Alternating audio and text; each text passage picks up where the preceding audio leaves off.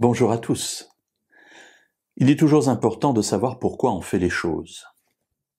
Et principalement pour le croyant, une question se pose. Pour quelle raison est-ce que je suis Dieu? Pour quelle raison est-ce que j'observe les commandements qu'il m'a donnés?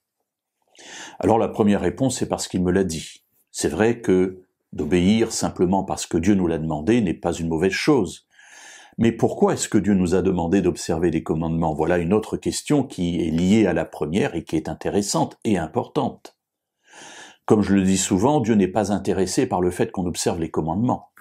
Il ne nous a pas créés pour observer les commandements, c'est pas le but de notre vie. En fait, dans le livre du Deutéronome, au chapitre 8 et au verset 1, Dieu nous donne une réponse à cette question.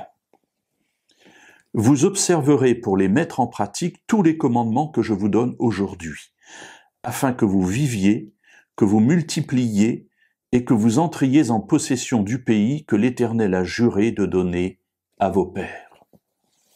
Voilà l'objectif de l'observation des commandements. Encore une fois, Dieu ne s'intéresse pas au fait d'observer les commandements. Il aurait créé des robots, il les aurait programmés pour observer les commandements, et du haut de son trône, il regarderait ces robots observer les commandements, il serait heureux. Mais ça n'est pas ce que Dieu voulait. Ce que Dieu veut, c'est surtout nous donner des règles de vie pour qu'on vive et qu'on soit heureux. Alors les commandements prennent du sens.